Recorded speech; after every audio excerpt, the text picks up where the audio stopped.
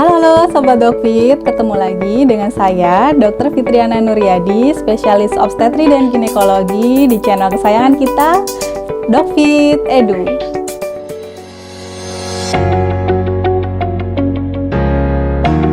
Saya Dr. Fitriana Nuryadi, saya akan berbagi adalah dokter spesialis kebidanan dan kandungan. Semua terserah kalian, nyamannya seperti bagaimana. Artinya dokter yang sehat yang berbagi mengenai edukasi kesehatan. Putihan atau lagi mens banyak banget, nggak apa-apa, datang. Nah, kali ini kita akan membahas mengenai pentingnya melakukan USG trimester pertama.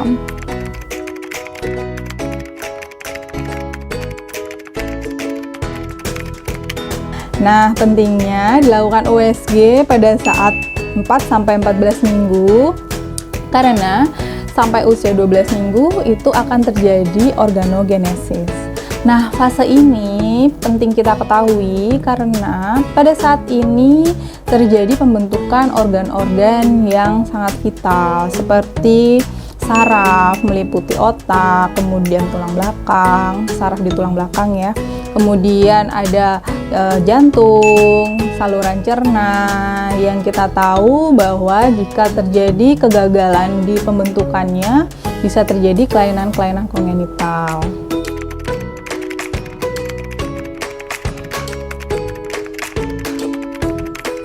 Yang pertama, kita harus mengetahui sebetulnya usia kehamilannya itu berapa. Kenapa harus melakukannya dengan USG trimester pertama?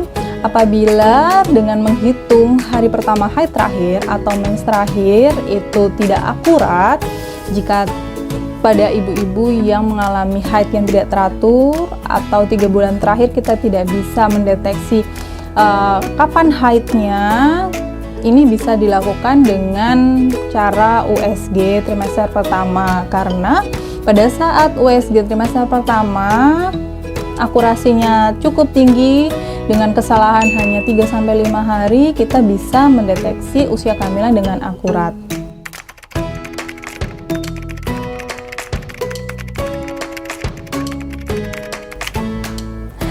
Usia kehamilan dapat diukur melalui kantong kehamilan. Nah, kantong kehamilan ini penting untuk dilihat karena ada kejadian yang dinamakan dengan kehamilan ektopik atau hamil di luar kandungan. Kita memastikan adanya kantong ini adanya di dalam rahim atau intrauterin. Kemudian kita ukur ukuran kantongnya dan kita melihat adanya janin, kemudian adanya aktivitas jantung janin.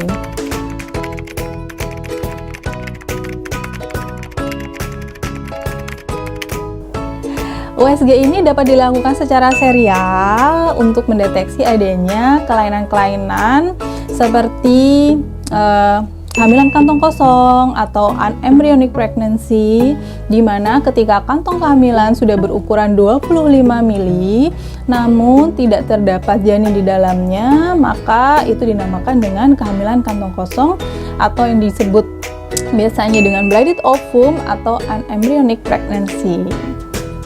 Nah, bagaimana jika sudah terdapat kantong, kemudian ada janinnya, namun ukuran janinnya tidak lebih dari 7 mm atau di ukuran 7 mm namun tidak terdapat aktivitas jantung janin, maka kita juga bisa sudah mendeteksi adanya ketidaktumbuhan atau pertumbuhan janinnya itu sudah tidak ada.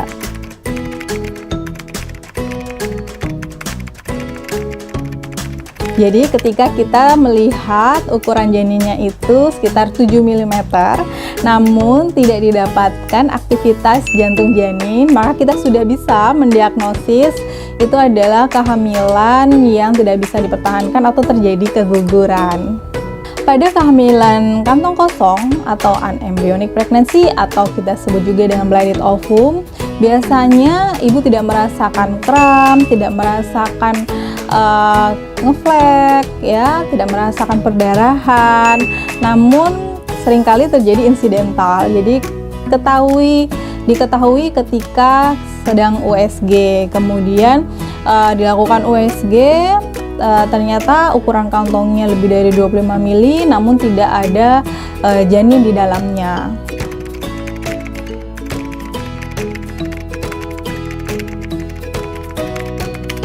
Nah, bagaimana dengan kasus yang demikian? Maka kita bisa melakukan pengakhiran kehamilan dengan cara dilakukan dilatase, kuretase, atau dievakuasi janinnya, karena jika tidak dilakukan evakuasi bisa terjadi perdarahan yang lebih lanjut.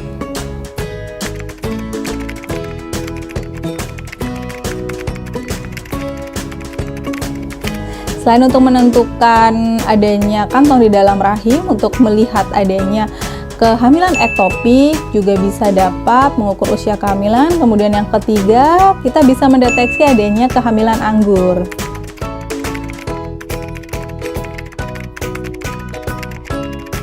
Nah, kehamilan anggur ini terjadi karena tidak tumbuhnya janin atau tidak berkembangnya janin. Yang berkembang adalah kantong-kantong atau gelembung-gelembung berisi cairan, makanya disebut dengan anggur karena bentuknya seperti anggur, yang dimana ini terjadi karena pertumbuhan plasenta yang terlalu berlebih. Ini juga harus dievakuasi karena bisa mengakibatkan gangguan juga pada ibunya. Ini juga bisa dideteksi menggunakan USG di trimester pertama.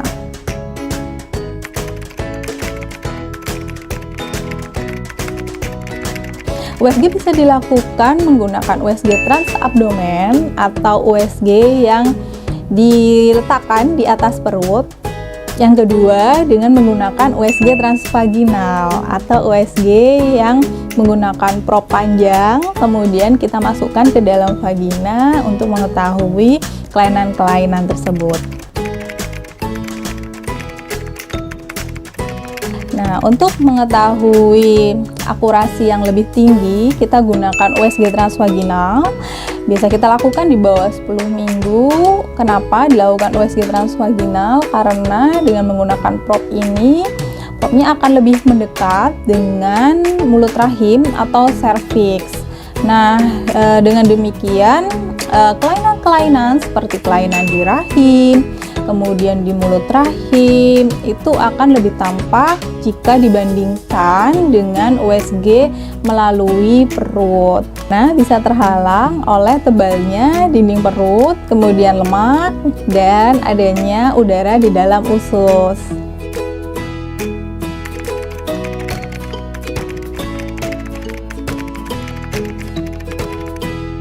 Tidak sakit, memang terasa tidak terlalu nyaman untuk bunda karena ada sesuatu yang masuk ke dalam situ.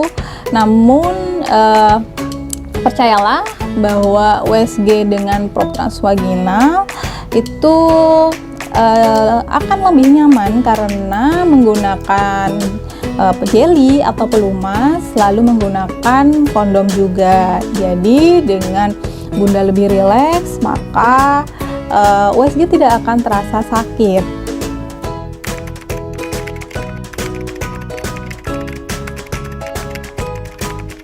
Nah, yang pertama kali kita harus tahu adalah usia kehamilan. Karena usia kehamilan itu sangat penting untuk menentukan tumbuh kembangnya janin itu normal, kebesaran kah atau terlalu kecil kah menurut usia kehamilannya.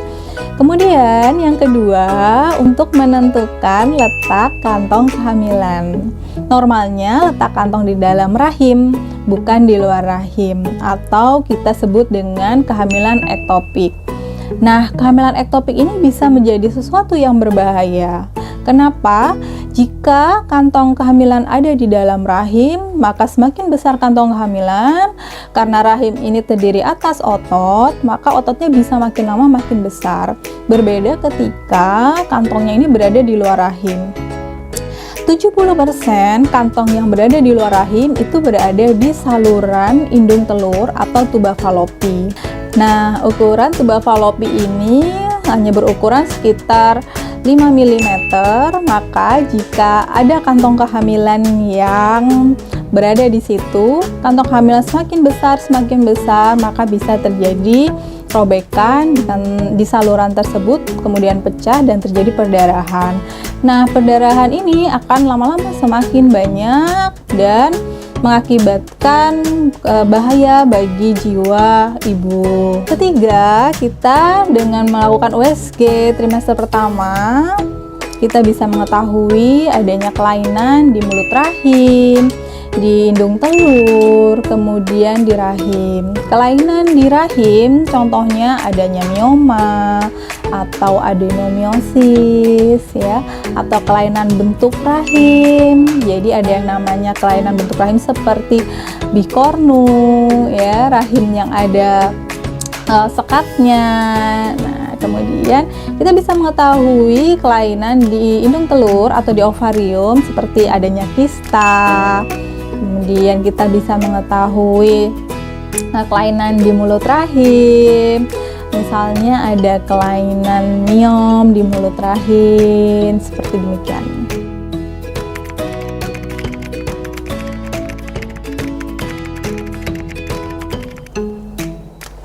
Nah, tadi kita mengetahui kantong kehamilannya sudah ada di dalam rahim, kemudian kita lihat adanya janin. Nah, janin ini diukur dengan menggunakan USG untuk melihat panjangnya.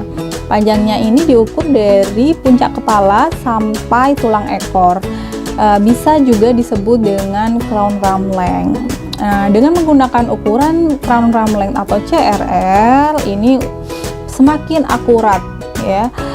Kemudian kelainan-kelainan seperti kelainan defek tabung saraf, kemudian adanya kelainan-kelainan kongenital di janinnya seperti tidak adanya tempurung kepala, ini juga dapat dilakukan dengan menggunakan USG di trimester pertama.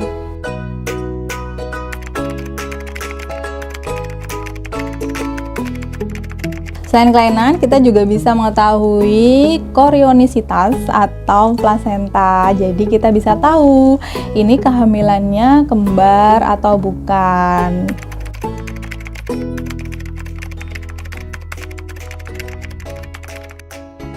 Jadi kehamilan kembar kita bisa tahu ini dari satu plasenta atau dua plasenta.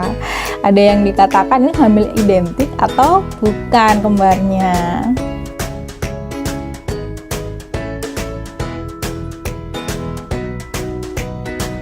Nah, masih ragu untuk melakukan USG di trimester pertama, apalagi USG transvaginal? Sudah nggak ragu tentunya ya.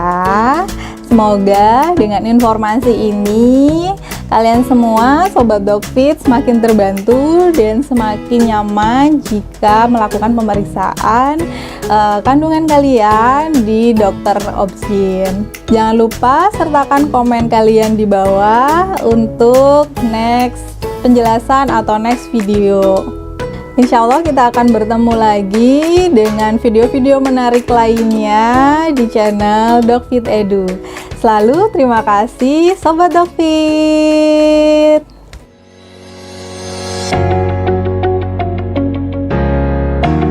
Saya Dr. Fitriana Nuryadi. Saya akan berbagi adalah dokter spesialis kebidanan dan kandung semua terserah kalian nyamannya seperti bagaimana. Artinya dokter yang sehat yang berbagi mengenai edukasi kesehatan. Putihan atau lagi mens banyak banget nggak apa-apa.